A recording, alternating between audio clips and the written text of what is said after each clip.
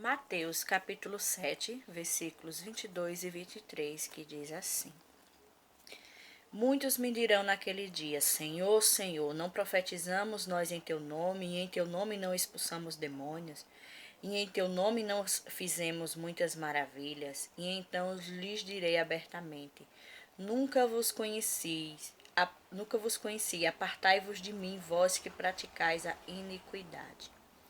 Esse versículo ele tem sido muito mal interpretado pela comunidade cristã evangélica. Por que eu estou falando isso? Os pastores, os pregadores, estão associando esse versículo às igrejas, principalmente neopentecostais, que creem na cura, que creem na libertação, que expulsam demônios, que curam enfermidades. Eles estão associando esse versículo ao dom de cura. Isso é um erro muito grave. Por quê? Porque a igreja primitiva, o que mais fazia era curar as pessoas em nome de Jesus e eram expulsar demônios. Eles pegam esse respaldo bíblico aqui e atribuem a falsos profetas. O que é que realmente esse versículo ele significa? O que ele tem a nos dizer? Primeiro, no dia do julgamento, quando Jesus for julgar as nações, se levantará muitas pessoas e vão querer justificar sua salvação através de suas obras. Mas, Senhor, eu preguei, eu curei, eu profetizei.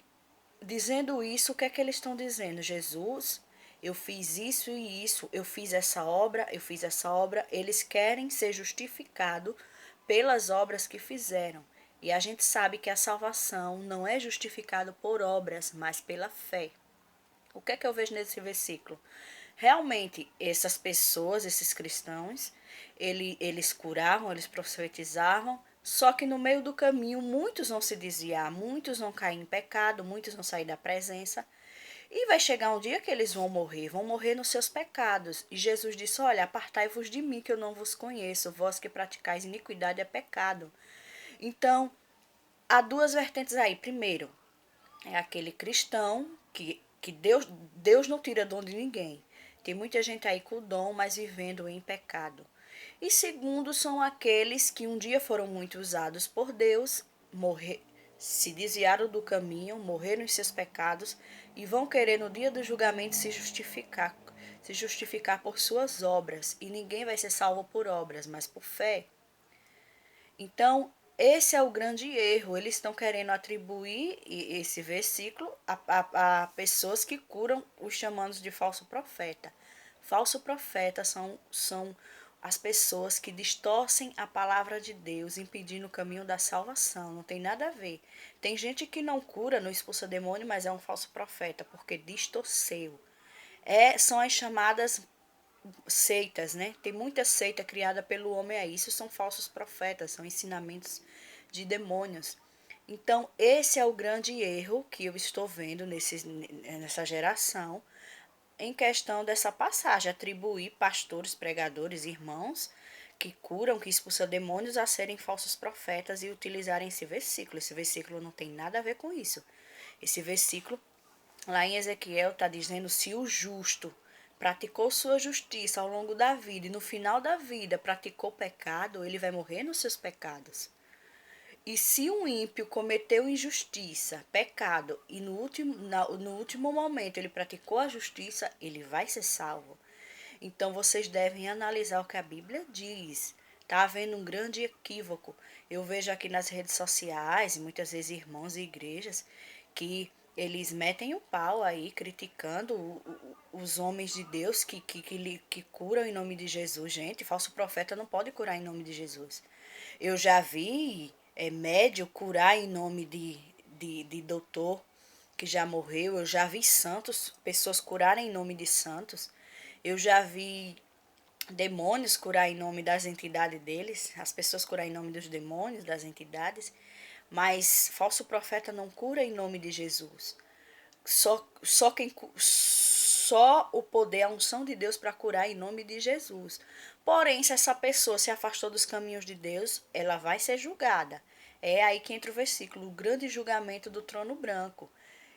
ela vai ser questionada. Jesus disse: olha, eu não vos conheço. Sabe por quê também? Eu vou falar uma experiência minha e que eu já vi de muito crente, muito cristão, em igrejas. Tem muitos pastores, pregadores, irmãos, que são muito usados por Deus.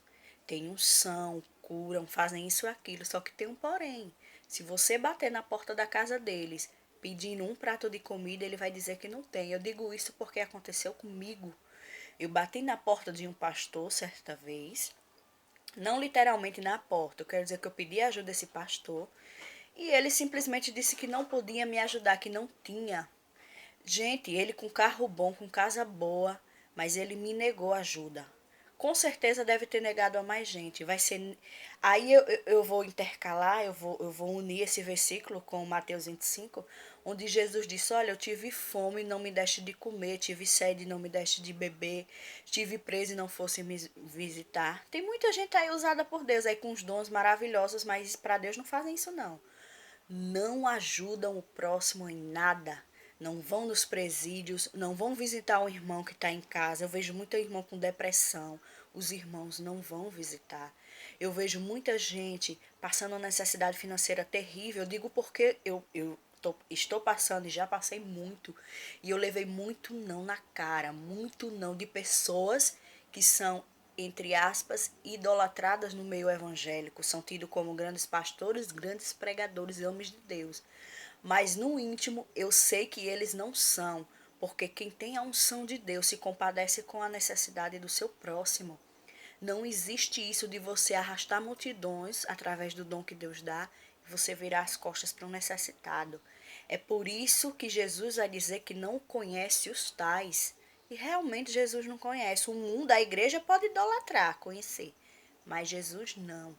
Então é essa reflexão que eu quero deixar para você nesta tarde de hoje.